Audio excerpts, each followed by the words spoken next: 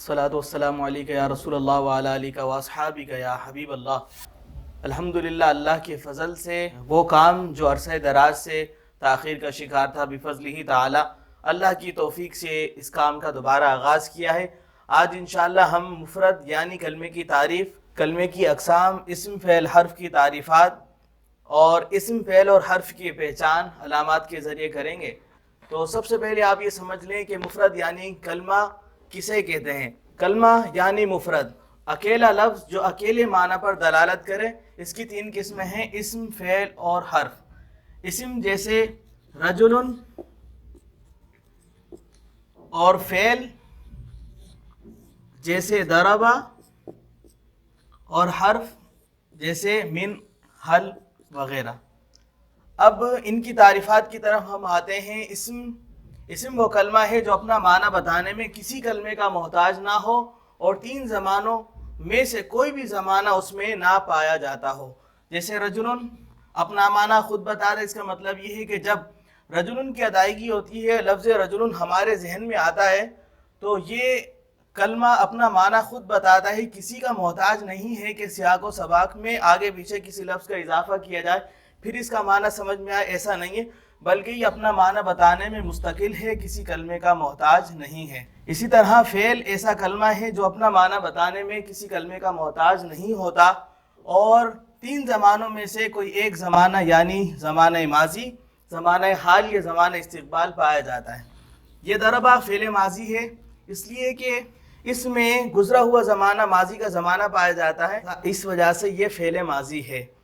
حرف کی تعریف ہم کریں گے کہ حرف وہ کلمہ ہے جو اپنا معنی بتانے میں کسی کلمے کا محتاج ہو، جیسے حل، یہ ایک حرف ہے اور اس وقت تک اپنا معنی متعین نہیں کر سکتا جب تک کہ اس کے سیاق و سباق میں کچھ الکلمات کا اضافہ نہ کیا جائے۔ مثال کے طور پر سرت من البصرۃ الی الکوفۃ، یہاں اس جملے میں من اور الہ حرف ہیں، ان کو اگر علیحدہ پڑھا جائے تو ان کا کوئی معنی نہیں ہے، کیونکہ من کے کئی معنی ہیں، اسی طرح الہ کے بھی بہت سے معنی ہیں۔ تو یہاں پر جب ہم نے اس کو جملے میں پایا من کو اور الہ کو، تو اس کا معنی یہاں پر ابتدا ہوا، من ابتدا کے معنی میں ہے اور یہاں پر انتہائی غایت کے معنی میں ہے۔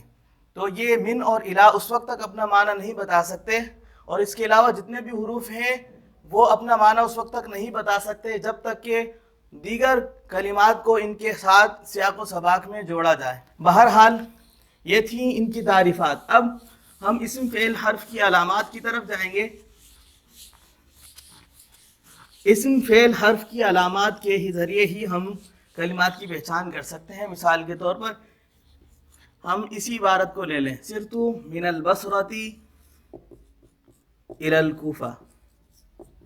یہ ایک جملہ ہے اور جملہ جو ہے مختلف الفاظ سے مل کر بنا ہے۔ یہاں پر سرتو ایک کلمہ ہے، اسی طرح من ایک کلمہ ہے، بصرہ ایک کلمہ ہے، الہ ایک کلمہ ہے اور کوفہ ایک کلمہ ہے۔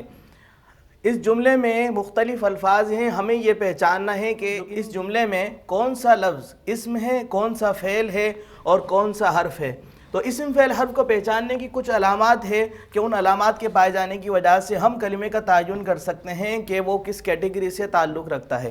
اسم کی 11 علامات ہیں۔ علامہ سید شریف جرجانی رحمۃ اللہ تعالیٰ علیہ کی کتاب ہے نحمیر، فارسی زبان میں یہ کتاب ہے۔ اس کتاب میں اسم کی 11 علامات مذکور ہیں۔ الف لام، حرف جر، تنوین، مسند الیہ، مضاف، مصغر، منصوب، تثنیہ، جمع، موصوف، تاء متحرکہ۔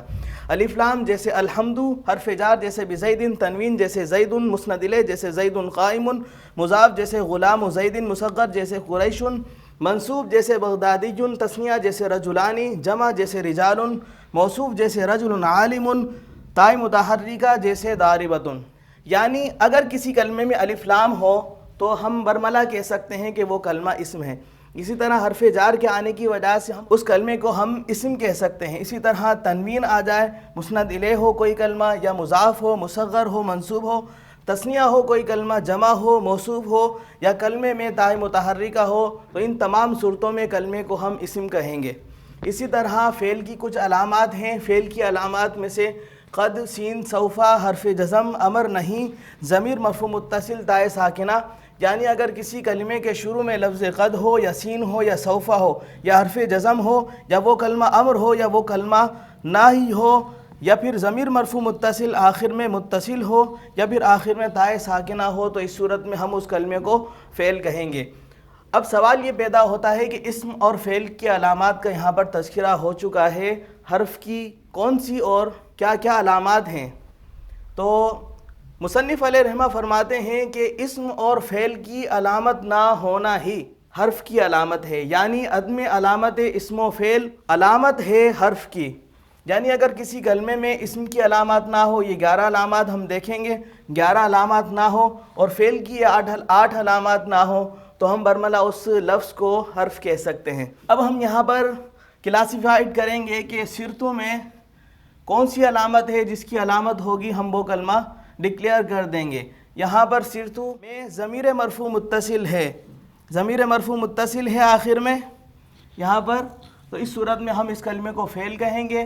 البصرہ میں الف لام بھی ہے اور تائے متحرکہ بھی ہے، اس صورت میں اس کو ہم اسم کہیں گے۔ اسی طرح الکوفہ میں الف لام ہے اور تائے متحرکہ، اس صورت میں الکوفہ کو اسم کہیں گے۔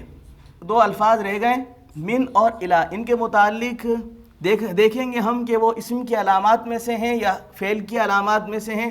تو ہم یہاں دیکھتے ہیں کہ من میں الف لام بھی نہیں ہے، حرف جار، تنوین، مسند الیہ، مضاف، مصغر، منصوب، تثنیہ، جمع، موصوف، تائے متحرکہ، ان میں سے کوئی بھی علامت نہیں پائی جاتی۔ اسی طرح من کے شروع میں لفظ قد بھی نہیں ہے، سین بھی نہیں ہے، وہاں پر سوفا بھی نہیں ہے، وہاں حرف جزم لم لما لام امر لائے نہیں، ان شرطیہ بھی نہیں ہے، وہاں پر یہ صیغہ امر بھی نہیں ہے، یہ صیغہ نہی بھی نہیں ہے، یہاں پر ضمیر مرفوع متصل بھی نہیں ہے اور یہاں پر تائے ساکنہ بھی نہیں ہے، تو اس صورت میں ہم من کو حرف کہیں گے۔ اسی طرح الا میں بھی اسم کی اور فعل کی کوئی علامت نہیں ہے، اس صورت میں ہم الا کو حرف کہیں گے۔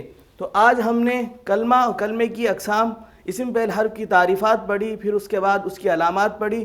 گو کہ آج کا ہمارا یہ ٹاپک زیادہ تفصیل کے ساتھ نہیں ہے، انشاءاللہ اسم فعل حرف کی علامات کا ٹاپک ہم تفصیل کے ساتھ پڑھیں گے انشاءاللہ۔ وآخر دعوانا الحمدللہ رب العالمین۔